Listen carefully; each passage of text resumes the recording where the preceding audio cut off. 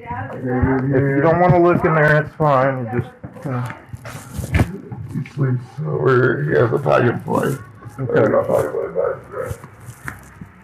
Okay. It's alright. It's alright. Let's get you some. Let's get you some cigarettes. That's my baby, you know. I know. On September 13th, 2023, officers were dispatched to 1606 Linwood Avenue in Evansville, Indiana, in reference to a medic run. The caller, David Schonabaum, told dispatch he found his 6-month-old son in his bassinet covered in blood. We have a rat problem here. I've been trying to get rid of them. I've got Terminex here. I've got bait blocks. I've got traps. Okay. All set. And So you're saying you didn't have a mark on him when you went to bed? no marks on him at all. No mark at all? Ambulance arrived on the scene, and after stabilizing the child, he was transported to St. Vincent Hospital. Later, he was flown to Riley Children's Hospital in Indianapolis for further treatment. He suffered over 50 marks to his forehead, right cheek, and nose. He had 2 on his right thigh and several on his right foot and toes. He had a large wound to the top of the ring finger on his left hand that exposed the bone. His right hand suffered the most traumatic injuries, with numerous starting at his elbow and going down to his hand. All 4 of his fingers and thumb on his right hand were missing the flesh from the top of them, exposing the fingertip bones. What? The damage to his index and pinky fingers were the most severe, as they were missing the flesh halfway down the finger. According to the hospital records, he suffered a near-fatal event. When he arrived at the ER, his body temperature was 93 Fahrenheit, his blood pressure was 50/30, and his O2 levels was 69%. By the time he was transferred to the other hospital, his temperature was 98 Fahrenheit, his blood pressure rose to 89/50, and his O2 was 100%. The child also needed a blood transfusion due to the amount of blood he's lost. Now, the child's name has been redacted. The child did survive. He is permanently disfigured. Therefore, throughout this story, when I'm referencing the victim, I will call him the child. Now, Detective Helm, who responded to the address, it was determined David Schonabaum lived at the address with his wife Angel and their 3 children. They had lived at the address for at least 4 years. It was also learnt Angel's sister, Delena Thurman, moved into the house with her other 2 children approximately 4 months earlier. Also, I have all the body cam footage and all the crime scene photos. You'll see them scattered around throughout this video. And again, the victim and all the other children, their names were redacted by police. Now, David and Delena were on scene when police arrived, as were all the children. Angel was not there. David told police she checked herself into Deaconess Cross Point. This was a clinic for mental health. He said she was due to be released in the next day or so. Detective Spencer was on the scene and observed the home conditions, including the bedroom the victim was sleeping in. In David and Angel's bedroom, there was a bassinet in the corner of the room approximately 3 feet from the head of the bed. The bassinet was suspended approximately 2 feet above the floor by 2 metal legs. There was a diaper disposal container on the floor between the head of the bed and the bassinet. Spencer observed the inside of the bassinet containing a large amount of blood. There was a boppy pillow. This was in the bassinet and it was also covered in blood. There was also an empty bottle in the bassinet. Spencer observed the lid of the diaper disposal container and saw there was blood smeared all over it. There was also rodent footprints left in the blood. The room itself was full of clutter and trash, including discarded food items. Several items in the room appeared as though they had been chewed on by rodents, and there was rodent feces present on the floor of the room. Other rooms in the house, specifically the kitchen and basement, were covered in trash and rodent feces. There was a foul odor present in each of these spaces. David said he believed a rat died behind the stove, so he was in the process of replacing it. There were a few rat traps located in the home, as well as a bait box in the basement. The backyard of the property was overgrown with vegetation, and the detached garage was full of clutter. David was transported to police headquarters for an interview. He was advised of his Miranda rights and agreed to speak with Detective Spencer. David said the house was owned by his cousin. His cousin allowed them to live there rent-free as long as David maintained the upkeep of the house and property. Well, he certainly didn't do that, dirty bastard. Now, they developed a problem with mice and rats back in March of 2023. He contacted Terminix and they began treating the house once a month. Terminix provided David with the rat traps and a bait box. Despite the treatments, the problem persisted and he was catching as many as 4 rats a night and running out of traps. David provided his personal text message communication with his Terminix provider. According to David's service records, Terminix came to his house numerous times between March and August. Olivia was the service technician for all the dates, except for the one in August. This one was covered by a James McCullough. In his service report, James took a photo of some garbage bags stacked in the backyard and noted the presence of trash will attract rodents. He did not go inside the house during his visit. And to be fair, if you look at the crime scene photos, I find this whole Terminix thing laughable. David is trying to say, well, we're trying to get this fixed. No, you muppet, clean your damn house. Detective Spencer asked David to detail his actions leading up to when he found the child that morning. David said he and Delena put the 4 older children to bed at 7 p.m. They all share the same bedroom. Then he made a bottle for the child and placed him in the bassinet in his bedroom around 8 p.m. He and Delena began cleaning the house and later went outside on the porch to smoke. Clean the house? What the hell did they clean? David said the door to the bedroom was open. That way they could hear the child if he became fussy. David said around 11 p.m. the child started to fuss. Delena went into the bedroom and tended to the child. The child's bottle had gotten out of his reach, so Delena gave it back to him and left the room. David said he did not hear the child make any more noise up to the time he fell asleep on the couch around 3 a.m. David said he and Delena woke up at 6:30 a.m. She went into the older children's bedroom to get them ready for the day, while he went into his bedroom to get the child ready. He said when he looked in the bassinet, he observed the child lying on his stomach. He noticed the blood everywhere and wasn't sure if the child was alive. He picked the child up and woke him up. He yelled for Delena to come help and passed the child to her. David said they took the child to the bathroom and washed him off with water to see where the blood was coming from. That's when he noticed all the fingers on the child's right hand appeared as though they had been chewed on. David told Spencer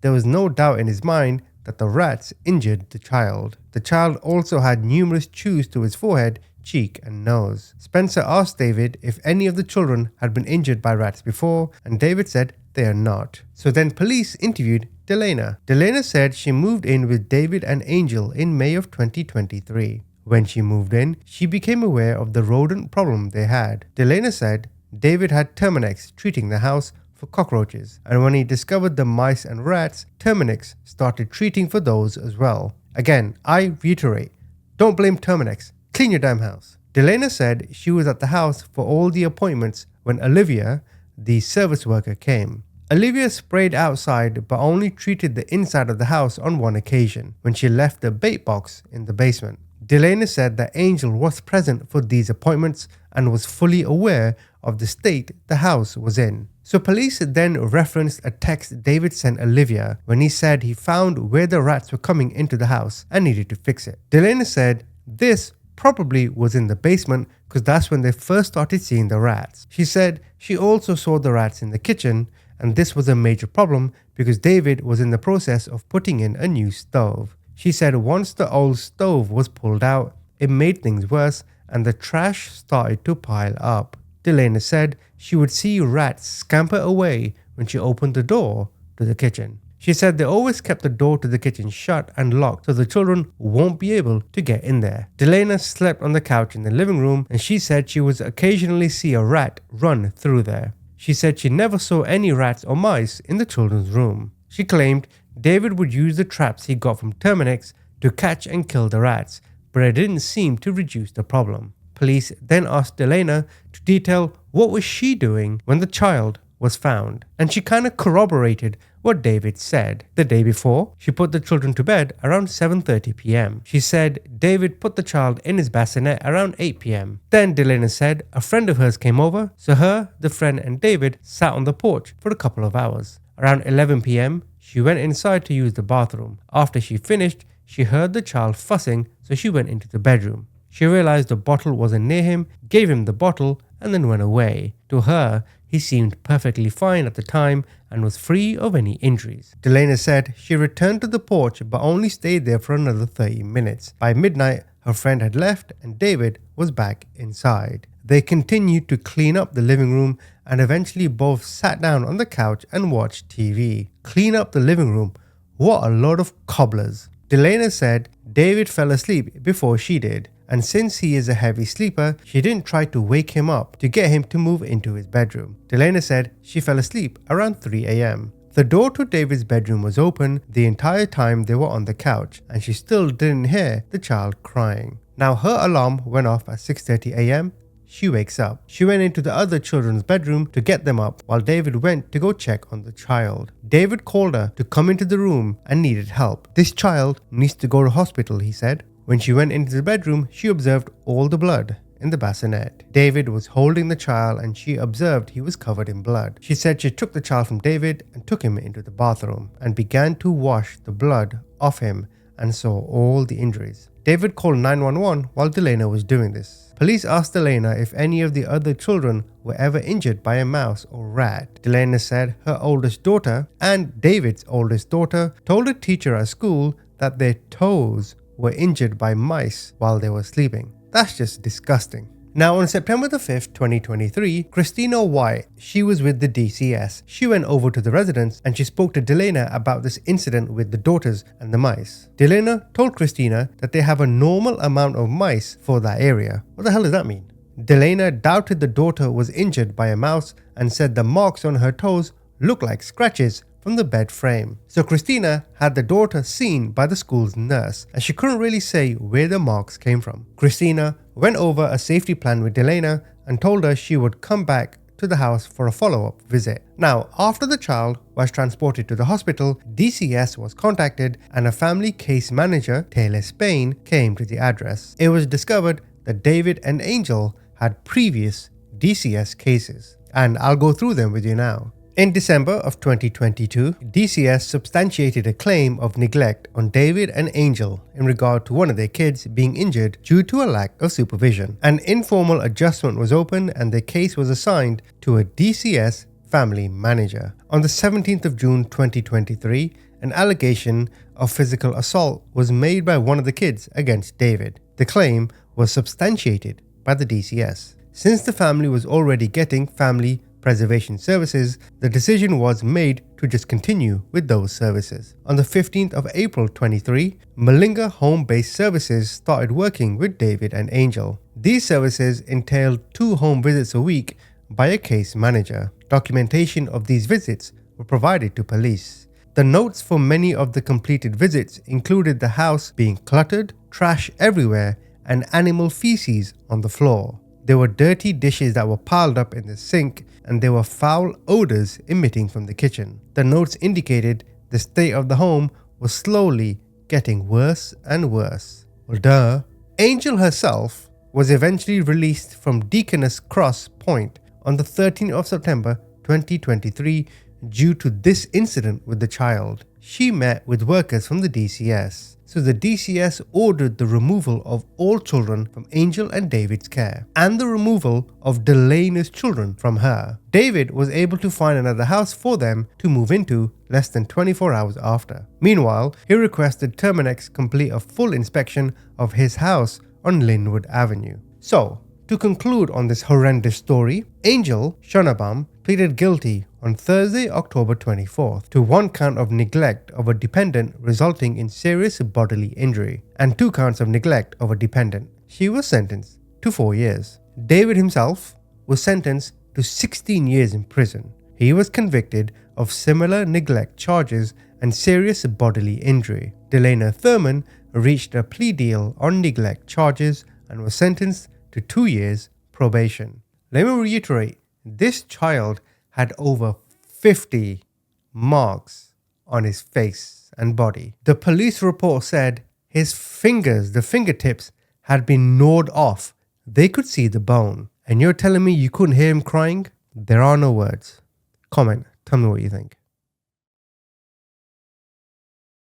Lance Briggs and his future wife, Ray Dawn Smith, they went to Meeker High School together in Oklahoma. He played football.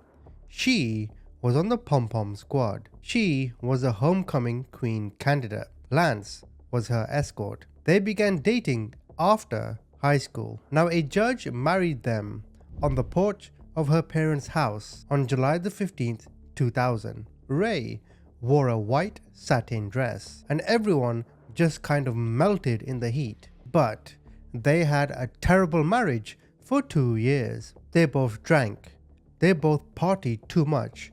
They did all the wrong things. Ray herself worked jobs working with the elderly and in manufacturing. She was also attending classes at Seminole State College. Lance and Ray were divorced prior to their daughter's birth. She was born on December the 28th, 2002.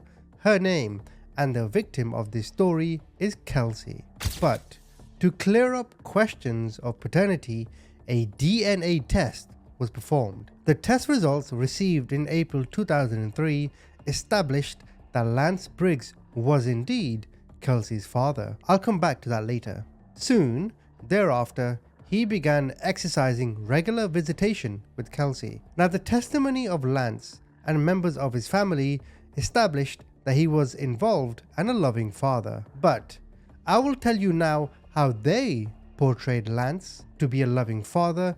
Then I'll read out the court transcripts who tell you who he really was. Check this out. See, Lance enjoyed spending time with Kelsey, and she enjoyed spending time with him. He was a hands-on parent who readily provided direct care for Kelsey, such as feeding her, changing her diapers, playing with her, and reading to her. Lance encouraged a relationship between Kelsey and her extended family, and they enjoyed together time with grandparents, aunts, and cousins. When Lance was remarried, his new wife fully accepted Kelsey and was a loving and involved stepmother. In the summer of 2004, Lance, a member of the US Reserves, was called to active duty service. He began pre-deployment in September 2004 and eventually deployed to Iraq. It was his desire that his wife and his parents exercise visitation with Kelsey while he was away from Oklahoma, and with court intervention, they were able to do so. Lance did not permanently return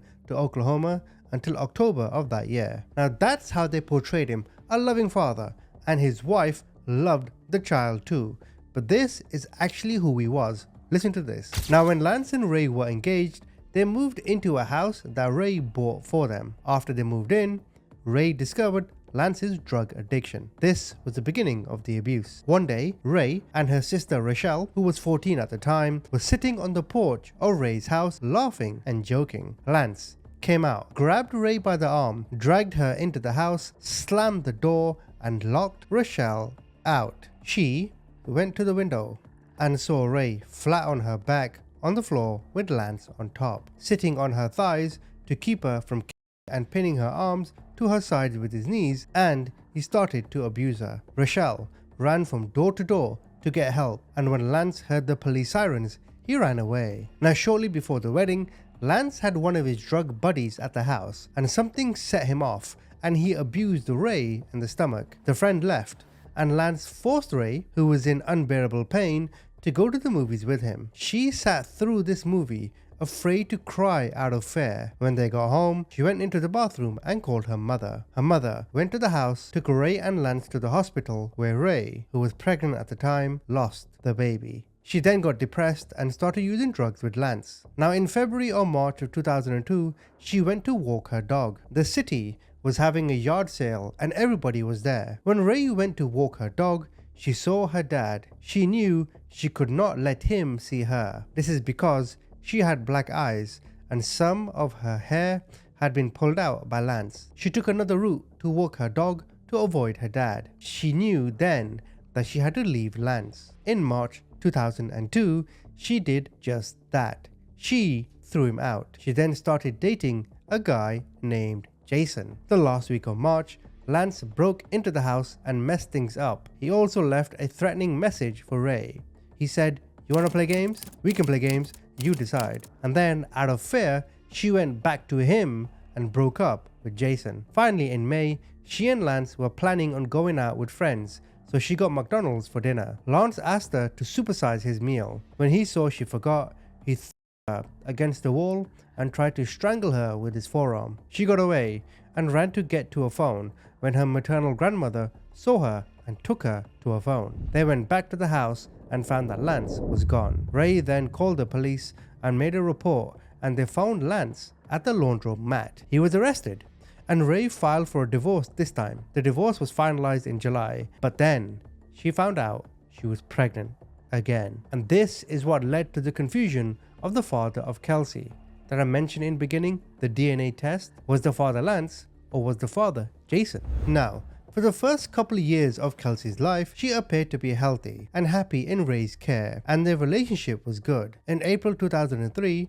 when she was 4 months old, Kelsey saw her paternal family for the first time. After that, they saw her regularly. In August 2004, Ray and Kelsey moved out of Ray's mom's home and into an apartment. When Ray would work, Kelsey would be in daycare. That same month, Lance enlisted in the army. He left Oklahoma, and both Katie and Ashley were given his visitation. Katie was Lance's mom, and Ashley was his fiance. Ray and Katie had worked on a verbal schedule on visitation. By the way, Katie the mother is a real piece of work. I'll come back to her later. Now in October, Ray met and started dating a man named Michael Lee Porter. He had 2 children of his own. He had a 7-year-old named Whitney and a 2-year-old called Michael, but everyone called him Bubby. Between the time Katie was visiting Kelsey and Ray meeting and dating Mike, bruises started to appear on Kelsey. Julie Sebastian, the lady who ran the daycare where Kelsey went, would notice that every Monday Kelsey would come to the daycare with bruises and she would sleep till noon. Julie would call Ray and ask if she knew what was going on. Ray claimed she had no idea. Then, on January the 14th, 2005, in the middle of the night when everyone was asleep, Kelsey, who was in the early stages of potty training, tried to climb out of her crib. She slipped while climbing out and fell on a toy slide in the room and screamed. They took her to the emergency room and she was diagnosed with a broken collarbone. And the most common broken bone in a child Kelsey's age is the broken collarbone. They put a brace on her and sent her on her way. Then, about 10 at night, Ashley, the fiance of Lance, put Kelsey in the bath and saw bruises and lesions on Kelsey's bottom. She and Katie took Kelsey to the emergency room, and Katie immediately claimed Ray had abused Kelsey. The child services was told about it and it was investigated, but it was found to be an accident. However, Katie was claiming Ray abused Kelsey, so they investigated again and removed Kelsey from Ray's custody. So you can see the tension now between Kelsey's grandmother Katie and Ray. Katie filed for an emergency guardianship and it was granted. Ray went to the child services and asked them what she had to do to get Kelsey back. They told her she has to get everything done. This included parenting classes, 6-week domestic violence class, anger management class, domestic violence inventory test, and to do several more evaluations. And it makes you think, if Ray agreed to all of this, then she must have really been abusing the child. Again, the details of that are coming. They are staggering. Keep listening. Now eventually Kelsey herself became lethargic and started losing weight. Continuing, in January 2005, Kelsey began to show more signs of abuse. At this point, she went back to her mother's house after Ray regained custody. She also had her stepfather, Michael Porter, whom she referred to as Daddy Mike. At this moment, her injuries included a broken collarbone, as mentioned, a broken leg, and multiple bruises and scrapes on her face. On January 17, 2005, the child services first confirmed abuse against Kelsey's mother after Kelsey had been taken to the ER room. This is again when they observed the bruises on the lower back, buttocks, and thighs. In April 2005, both of her legs were broken. Medical examiners concluded that these were spinal fractures in different stages of healing and were definitely the result of abuse. Broken legs.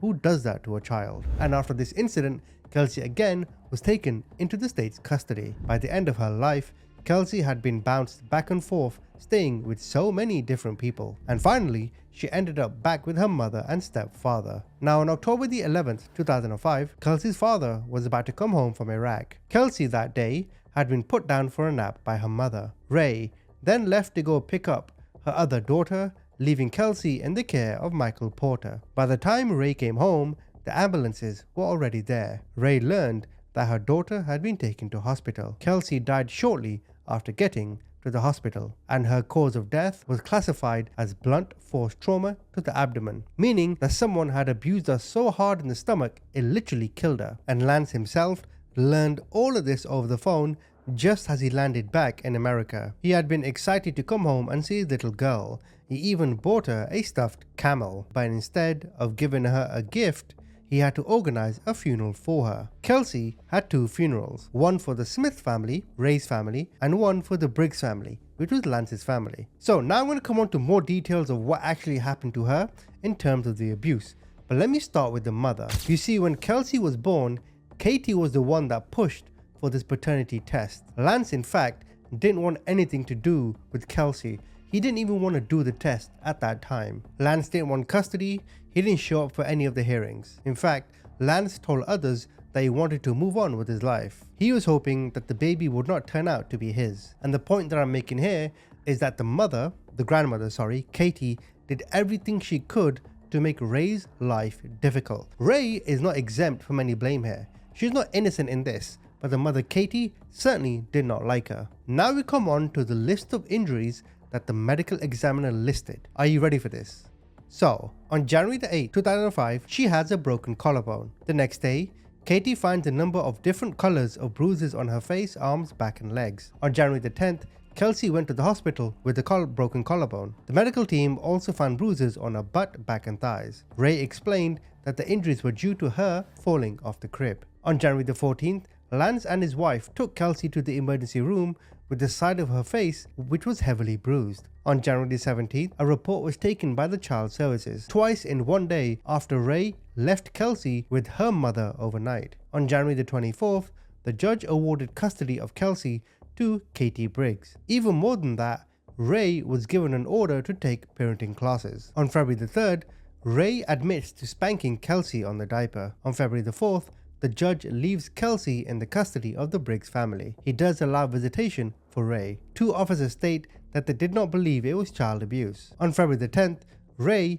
gave conflicting stories and denied the bruises to the Child Services. On February the 11th, Ray received supervised visitation with Kelsey each weekend. On March the 11th, the Child Services reviewed Ray's custody and determined that she could see Kelsey unsupervised, but Michael Porter was not allowed. On March the 31st, Ray contacted the Child Services about the hair loss. It should be noted that from March the 11th through April, there's a lot of back and forth between Katie, Lance, and the Child Services. On April the 5th, Lance himself spoke with the Child Services and indicated his concerns about Kelsey's bruises. He also indicated that he was not a fan of supervised visitation with Ray. Sometime in April, Kelsey went to the emergency room.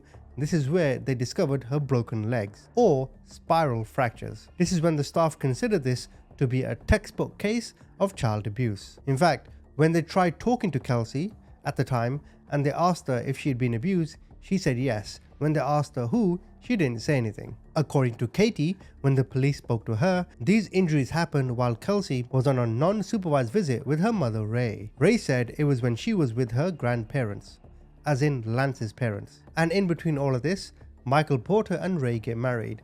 But then, Kelsey's issues started to get worse. She started losing her hair and she stopped eating. Kelsey also started to show odd behavior, such as biting, bruising, and scratching other people. She started picking her fingernails and toenails.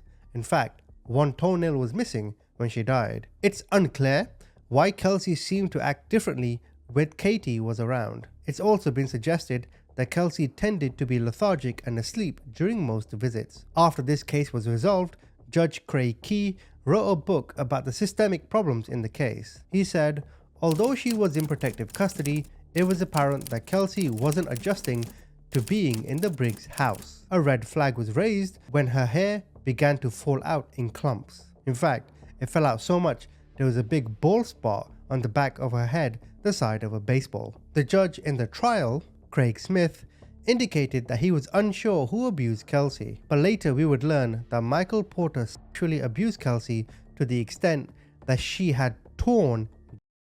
Since the judge couldn't determine the abuse, he returned Kelsey to her mother. But then, Michael Porter's daughter witnessed Kelsey's abuse. According to transcripts, she said that her father abused Kelsey to the point that she vomited. A witness in the case said Michael was nice to Kelsey when others were around. Now in June 2005, Katie gave up her right to supervised visitation, and Katie did not see Kelsey again until after August. Even in August, a car accident further hurt Kelsey 2 months after returning to her mother Ray. Less than 2 months later, Kelsey was then dead. And in January 2007, the state of Oklahoma charged Michael Lee Porter with sexual assault and first-degree murder of Kelsey Briggs. The investigators also found child pornography on Mr. Porter's computer. At that time, Ray was scheduled to testify against her husband. Ray was also under investigation for the murder of Kelsey. The charges against Ray consisted of enabling child abuse